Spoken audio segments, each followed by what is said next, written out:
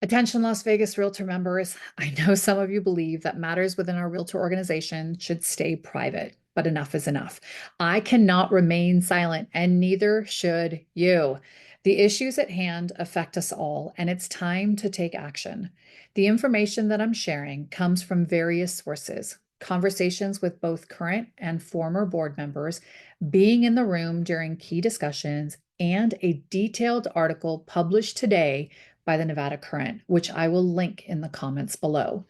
For context, I've served on the board of directors and am currently on several association committees. I was also on the presidential advisory group that wrote the original bylaws and policies for our realtor organization back about 10 years ago. Many of us have stayed quiet out of fear of retaliation, but this is our association, and I refuse to be intimidated into silence. There are a select few that are fighting for what's right, but they're being silenced by threats of removal from the board for violation of the confidentiality policy. It's time to call out the unethical behavior of certain board members and demand change. Yep, I'm naming names. So let's start with the facts. Today, just a few hours ago, Britney Gaitan was removed from the board of directors. Why?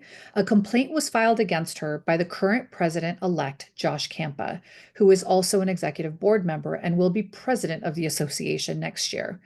Britney wasn't allowed to defend herself. She wasn't allowed to file a formal response or even see the original complaint. The only thing that was done right here was that during the vote, she was escorted out of the room. It's baffling that nobody, not even Britney, knows what specific policy, bylaw, or law she allegedly violated. Now, I've had a few conversations and I've heard from several members of what they believe the violation was. This lack of transparency is absolutely unacceptable. Due process is a fundamental right, and it was blatantly ignored here. Even more troubling is that the board elected to represent us has failed to question or even challenge some of these actions. Their role is to serve the membership, not to operate in secrecy. This lack of clarity undermines the trust of every member in this association. Now for the double standard. Britney was told that the complaint against her was because she was reckless related to a social media post or her affidavit that was shared.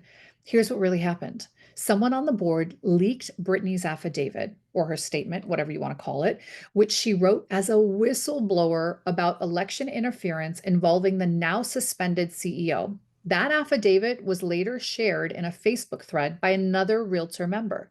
Meanwhile, Josh himself has posted on social media making statements that directly contradict what he said in front of 50 plus members during an August board meeting. If posting on social media is reckless, why hasn't the same standard been applied to him? Even worse, Josh didn't recuse himself from the voting on Britney's removal despite being the one who filed the complaint. This blatant conflict of interest raises serious questions about the integrity of the process. How many more times has Josh done this? To make matters worse, two voting members were dropped from the Zoom meeting just before the vote and were not allowed back in, despite multiple attempts to rejoin through messages and texts and requests through other board members. It's reasonable to assume that they would have voted to keep Britney on the board, which goes against what President Mary Perry, President-Elect Josh Campa, and past President Lee Barrett wanted. There's actually a lot more that I can't even talk about yet because there's apparently another secret meeting tomorrow morning. Yes, I know about it. Britney's removal was allegedly justified under NRS 82.221, sections 3 and 4, which required directors to act in good faith and in the best interest of the corporation. Yes, this statute has not been consistently applied to other board members who've clearly violated it. When did the board of directors gain the authority to interpret and enforce statutes? Are there attorneys on the board that I'm unaware of? If not, who's providing this legal interpretation and why hasn't it been applied fairly? Here's a couple of additional concerns that I have. Let's start with the lack of transparency. The executive committee and board have blocked every attempt by 20 former LVR presidents to get answers about the election interference investigation. No timeline has been provided, and the investigation hasn't been made public. Now let's talk about the conflict of interest. Three executive committee members, Mary Perry, Josh Campa, and Lee Barrett, are under investigation, but have not recused themselves despite clear bylaw requirements to do so. That's what I've heard. That's what I've been told. Now let's talk about the questionable spending. Allegations include $400,000 spent on personal bodyguards, $250,000 on a lavish installation party and after party, $400,000 in legal fees defending member expulsions, $25,000 in commingled funds that were discovered during Josh Campa's tenure as treasurer. Now, I will mention that Nancy Anderson, the current treasurer, has reportedly been threatening those who expose this issue with a bunch of confidentiality violations.